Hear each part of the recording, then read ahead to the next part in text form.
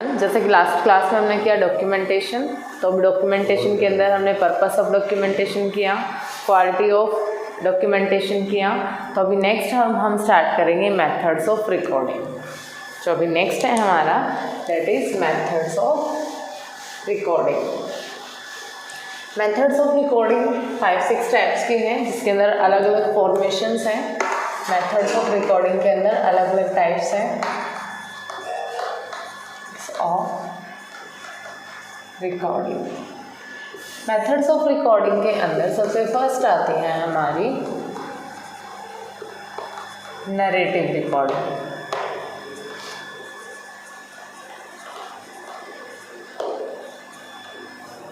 Narrative recording क्या है? ये हमारा सबसे ट्रेडिशनल मेथड है। जैसे जैसे लाइबिलिटीज़ बढ़ती जा रही हैं, जैसे जैसे चीज़ें चेंज हो रही हैं, वैसे वैसे हमारी रिकॉर्डिंग की फॉर्मेशन भी चेंज हो रही है।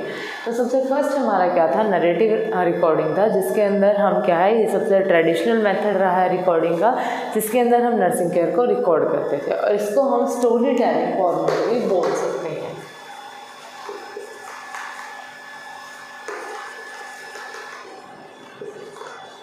स्टोरी मीन्स जैसे कि हम लोग इंग्लिश सब्जेक्ट में पढ़ते हैं स्टोरी फॉर्मेशन पैराग्राफ फॉर्म के अंदर, तो जो हमारी नरेटिव रिकॉर्डिंग है वो हमारी एक स्टोरी फॉर्मेट के अंदर होती है, जिसमें क्लाइंट का हेल्थ स्टेटस क्या है, उसके इंटरवेंशंस क्या है, उसका ट्रीटमेंट्स क्या है, वो एक पैराग्राफिकल फॉर्म में लिखी होती है। That is called narrative recording. लेकिन नाउ अ डेज, आज के टाइमिंग्स में हम नरेटिव रिकॉर्डिंग्स को यूज़ नहीं करते, बिकॉज क्योंकि एक तो राइटिंग वर्क ज़्यादा हो जाता है, पॉइंट टू पॉइंट चीज़ें नहीं लिख पाते हम लोग, सारी चीज़ें बहुत ज़्यादा डिस्क्रिप्टिव फॉर्म में हो जाती है, डिटेल फॉर्म में हो जाती हैं, पैराग्राफिकली है, तो राइटिंग कंज्यूमिंग मोर टाइमिंग्स, तो लिखने में हमें क्या है, ज़्यादा टाइमिंग्स लिखता है। और कोई भी चीज़ अगर हमें ढूंढनी है, रिटर्न लेके जानी है, रिट्रीवाइंग करनी है, तो उसको क्या है, ढूंढने में हमें टाइम ज़्यादा लगेगा, क्योंकि सीक्वेंसली नहीं है, that is in a story format. That's right. तो ये होगी हमारी नरेटिव रिकॉर्डिंग। सेकंड आती है हमारी source oriented charting. Source oriented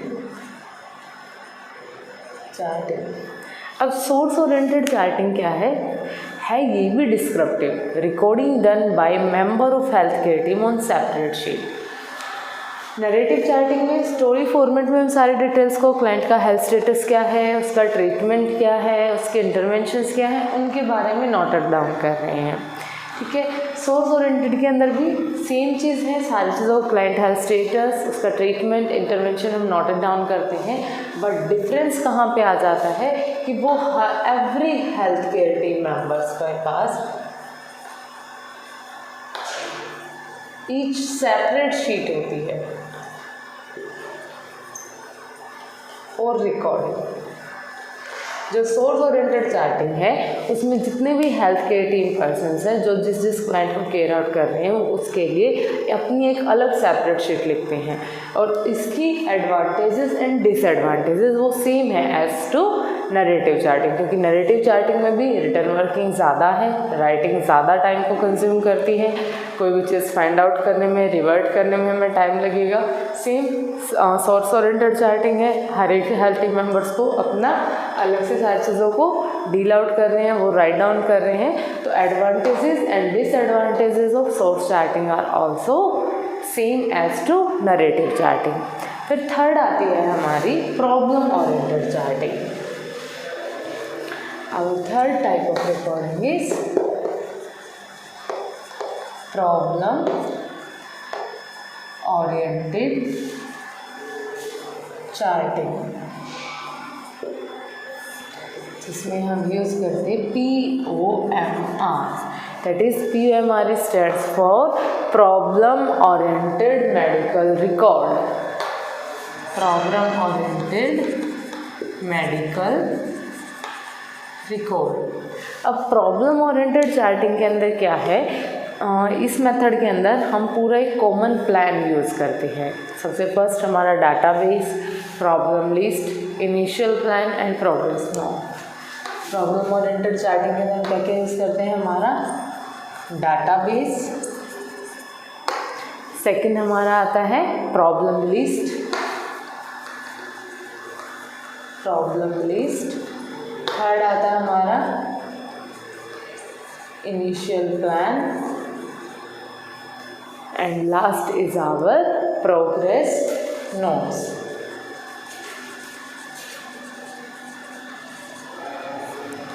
database के अंदर क्या है, हम क्लाइंट से इंफॉर्मेशन को गेन करते हैं, ठीक है। प्रॉब्लम ओरिएंटेड चार्टिंग क्या है, प्रॉब्लम ओरिएंटेड मेडिकल रिकॉर्ड को कोरिलेट करते हैं, जिसके अंदर हमारे 4 कंपोनेंट्स हैं मेनली। सबसे फर्स्ट है डाटाबेस। डाटाबेस के अंदर क्या है, पेशेंट की हेल्थ हिस्ट्री, उसका असेसमेंट डाटा, उसके डायग्नोसिस, उसके साथ साथ पेशेंट की ओन गोइंग डेली असेसमेंट, उन चीज़ों को किसके अंदर हम काउंट करते हैं, नोटिफाई करते हैं डाटाबेस के अंदर। फिर आती है प्रॉब्लम लिस्ट। प्रॉब्लम लिस्ट हमारी फिजियोलॉजिकल भी हो सकती है, साइकोलॉजिकल भी हो सकती है, सोशल एंड इमोशनल भी हो सकती है, ठीक है। तो प्रॉब्लम लिस्ट को प्रायोरिटी वाइज, ठीक है, हम उस चीज़ को मेंटेन करेंगे। इनिशियल प्लान, अब इनिशियल प्लान के अंदर क्या है, जो हमारी आइडेंटिफाइड प्रॉब्लम्स हैं, जो प्रॉब्लम लिस्ट हमने प्रिपेयर की है, जो हमारी आइडेंटिफाइड प्रॉब्लम्स है, उसके अगेंस्ट में हमें केयर प्लान को डेवलप करना है। That is the part of initial planning, कि प्रायोरिटी बेसिस पे हमें सबसे फर्स्ट किस चीज़ को कवर अप करना है, that is included in the initial plan. And last one is our progress notes. Progress notes के अंदर हमारा क्या आता है कि पर्सन को जो हमने डाटाबेस को कलेक्ट करके, प्रॉब्लम को प्लानिंग करके, प्रॉब्लम के अगेंस्ट नर्सिंग केयर प्लान को प्लान करने के बाद जो नर्सिंग केयर हमने पर्सन को प्रोवाइड की है, उसकी क्या इवैल्यूएशंस हमारे पास आए हैं पर्सन की रिकवरी में, ठीक है, that is included in our progress notes. तो मेनली जो हम आज के टाइमिंग में फॉर्मेट यूज़ करते हैं रिकॉर्डिंग के लिए, that is POMR, problem oriented medical record, जिसमें हम सबसे फर्स्ट डाटाबेस को इंक्लूड करते हैं। डाटाबेस के अंदर पर्सन का असेसमेंट, हेल्थ हिस्ट्री, इंटरवेंशंस, और उसके साथ साथ हमारी ऑन गोइंग असेसमेंट, ठीक है। फिर उसके बाद हम प्रॉब्लम लिस्ट को फाइंड आउट करते हैं, that is mainly physiological, psychological, cultural, environmental etcetera. उसके अकॉर्डिंग प्रॉब्लम जो लिस्ट फाइंड आउट की है, प्रॉब्लम बेस्ड आइडेंटिफाइड प्रॉब्लम पे नर्सिंग केयर प्लान को डेवलप करना। नर्सिंग केयर प्लान क्या हम यहाँ पे डेवलप करते हैं, किसमें, इनिशियल प्लानिंग के अंदर। एंड लास्ट में हमारी प्रोग्रेस नोट, जिसके अंदर हम चीज़ों को इवेलुएट करते हैं, ठीक है। और प्रोग्रेस नोट्स के अंदर जो हम डाटा लेके चलते हैं वो कंटेंट करता है हमारा SOAPI, SOAPI,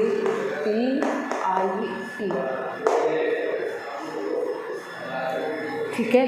S stands for here subjective data, S stands for subjective data, O stands for objective data, A stands for assessment, P stands for our planning, and planning के साथ साथ हमारे यहाँ पे प्रॉब्लम भी हो सकती है। Planning, here I stands for our intervention and E stands for evaluation। Clear हो गया। तो हमारे जो प्रोग्रेस नोट्स हैं वो किसके ऊपर लाई करते हैं, हमारे SOAPI के ऊपर, that is subjective data, objective data, assessment, planning, intervention and evaluation. अब जो हमारे नेक्स्ट आती हैं, next is our PIE charting. Fourth one is PIE charting. PIE charting के अंदर हमारी ये 3 चीज़ें इंक्लूड हो जाती हैं। इसको हम बोल देते हैं problem, intervention and evaluation. Problem, intervention and evaluation, ठीक है। पाई चार्टिंग के अंदर क्या है, हमारी पर्सन की प्रॉब्लम, जिसको हमने आइडेंटिफाई की थी, उसके अकॉर्डिंग इंटरवेंशंस क्या रही, और लास्ट इवेल्युएशन क्या रही, वो चीज़ें। तो प्रॉब्लम ओरिएंटेड से ही हमारी पाई चार्टिंग क्या है वो डिस्कस की जाती है। और की कंपोनेंट ऑफ दिस सिस्टम क्या है, असेसमेंट फ्लो शीट और नर्सेज प्रोग्रेस नोट्स। इसके अंदर जो हमारा मेन आता है की कंपोनेंट्स हमारे इसके क्या हैं, पाई चार्टिंग के assessment flow sheet and nurses progress notes. Clear हो गया। अब नेक्स्ट है हमारा that is focus charting. That is focus charting. Focus charting के अंदर क्या है कि हम सिर्फ ऐसा नहीं कि जो क्लाइंट हमें प्रॉब्लम्स बता रहा है, डिस्कस कर रहा है, हम सिर्फ उस पर फोकस करें, नहीं, उसके अलग जो भी आसपास की एक्टिविटीज़ है, जो all concern, identifying all concern including result of diagnostic test, जो भी अदर कंसर्न्स हैं हम उनको भी क्या है साथ में फॉलो करेंगे, जिससे क्लाइंट भी एक तरीके से ही हमारा किस पे डील करेगा। जैसे हम इनिशियल असेसमेंट करते हैं, फिर इनिशियल प्लानिंग होती है, ऑनगोइंग असेसमेंट के साथ ऑनलाइन प्लानिंग करते हैं, तो हमारी एक्चुअल प्रॉब्लम जो क्लाइंट हमें बता रहा है, लेकिन पोटेंशियल प्रॉब्लम जो फ्यूचर में जाके हो सकती है, तो आइडेंटिफाइंग ऑल कंसर्न्स हमारे क्या होंगे फोकस चार्टिंग में, कि क्लाइंट की जो प्रॉब्लम लिस्ट है उसके अगेंस्ट में क्लाइंट को फर्दर अदर प्रॉब्लम्स जो हो सकती हैं वो हम क्या डिस्कस करेंगे हमारी फोकस चार्टिंग की। क्लाइंट की हेल्थ प्रॉब्लम को रिलेट करते हुए उसके हेल्थ के रिगार्डिंग अदर आइडेंटिफाइंग कंसर्न्स जो हैं क्लाइंट की हेल्थ को जो कि क्या है बिगाड़ सकते हैं या क्राइसिस में लेके आ सकते हैं, उन पर भी फोकस करना, that is included in focus charting. ठीक है। फिर नेक्स्ट है हमारा charting by exception. Last one is charting by exception, that is CBA। Charting by exception के अंदर क्या है, requires nurse to record only deviation from pre stable norms and this charting is established to overcome the reoccurring problem of lengthy repetitive notes and to enable the identification of trends in the health status। एक तरीके से standardise nursing practice करना in related to in the form of documentation form, कि जो भी हम planning कर रहे हैं वहाँ पे चीज़ें रिपीटेटिव नोट्स ना आके हमारी जो नर्सिंग प्रैक्टिस है वो एक स्टैंडर्डाइजेशन फॉर्म के अंदर राइट डाउन हो, और जो हमारी डॉक्यूमेंटेशन हो वो एक स्टैंडर्डाइजेशन फॉर्म के अंदर हो, that is included in charting by exception. Clear हो गया। जो हमारी फ्लो शीट है वो प्रॉपरली ऑथेंटिकेटेड और मैनेज्ड हो। ठीक है। तो जो हमारे मेथड्स रहे, सबसे फर्स्ट रहा हमारा नरेटिव चार्टिंग, सेकंड रहा हमारा source oriented charting,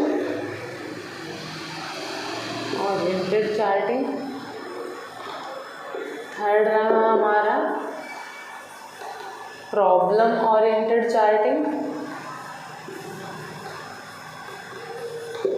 fourth is our pie charting, fifth is our focus charting and sixth is charting by exception। Narrative charting क्या है, एक स्टोरी लाइक फॉर्मेट है जिसमें हम सारी चीज़ों को बहुत डिस्क्रिप्शंस के साथ यूज़ करते हैं, और वो एक ट्रेडिशनल मेथड है, लेकिन आज के टाइम्स में हम नरेटिव चार्टिंग का यूज़ नहीं करते बिकॉज ऑफ टाइम कंज्यूमिंग। ठीक है।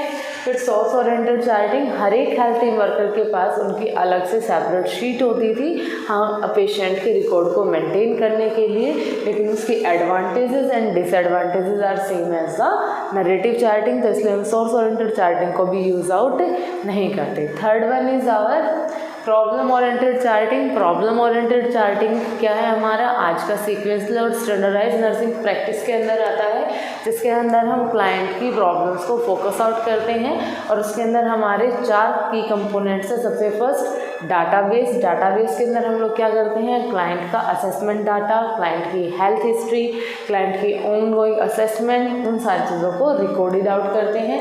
फिर डाटाबेस के बाद हमारा क्या आता है, क्लाइंट से रिलेटेड उसकी प्रॉब्लम लिस्ट, क्लाइंट का जो डाटाबेस हमने फाइंड आउट किया है, जो हमने असेसमेंट किया है, वहाँ से क्लाइंट की प्रॉब्लम्स को आइडेंटिफाइड करके उनकी एक लिस्ट मेंटेन करना। प्रॉब्लम लिस्ट में जैसे कि हम लोग वहाँ मेंटेन कर सकते हैं कि क्लाइंट को फीवर है 2 डेज से, हेडेक है लास्ट 4 डेज से, वीकनेस फील कर रहा है 15 डेज से, ठीक है, भूख नहीं लग रही, नींद नहीं आ रही लास्ट 1 मंथ से, ठीक है। तो उन चीज़ों को फाइंड आउट करना, वो क्या होगी, क्लाइंट की प्रॉब्लम लिस्ट, ठीक है। फिर उसके बाद हमारा क्या है, इनिशियल प्लानिंग। जब हमने सारी चीज़ों को सीक्वेंसली प्रॉब्लम लिस्ट को मेंटेन किया है, तो इनिशियल प्लानिंग के अंदर क्लाइंट की प्रायोरिटीज़ को देखते हुए हम क्या करेंगे, प्लान को इम्प्लीमेंट करेंगे और उसकी क्लाइंट की हेल्थ केयर को इम्प्रूव करने के लिए क्लाइंट की प्रॉब्लम के अकॉर्डिंग प्रॉब्लम को आइडेंटिफाई कर नर्सिंग प्लान को डेवलप करेंगे। That is included in the initial plan. And last is our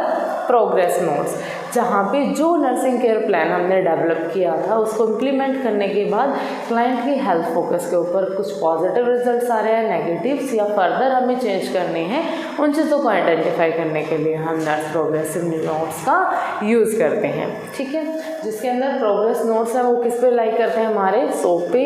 S stands for subjective data, जो क्लाइंट हमें एक्सप्लेन कर रहा, ऑब्जेक्टिव डाटा जो हम ऑब्जर्व कर पा रहे हैं, ठीक है। A stands for assessment and P stands for planning, I stands for intervention and E is last evaluation। फिर आती है हमारी पाई चार्टिंग, जिसके अंदर हमारे की कंपोनेंट्स क्या थे कि असेसमेंट करना और नर्स के प्रोग्रेस नोट्स को चेकआउट करना। प्रोग्रेस नोट्स के अंदर हमारा फिर से SOAP आ गया, तो हम उन सारी चीज़ों को सीक्वेंसली पाई चार्टिंग के अंदर इंक्लूडेड करते हैं। फिर नेक्स्ट आता है हमारा फोकस चार्टिंग। फोकस चार्टिंग के अंदर क्या है, हम चीज़ों को आइडेंटिफाई करते हैं और उनको ऑर्गेनाइज करते हैं।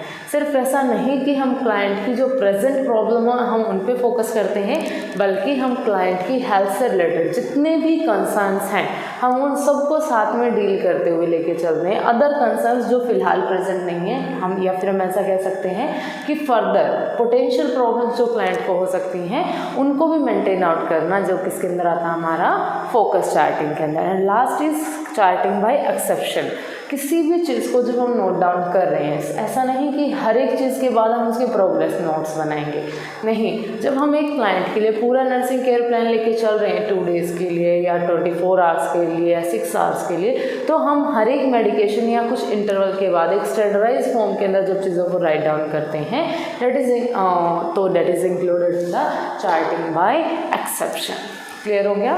तो ये आज जो हमारा कंप्लीट हो गया है, that is documentation, purpose of documentation, guidelines for quality documentation and methods of recording. जो फर्दर हम नेक्स्ट क्लास में करेंगे that is reporting and importance of reporting. Thank you.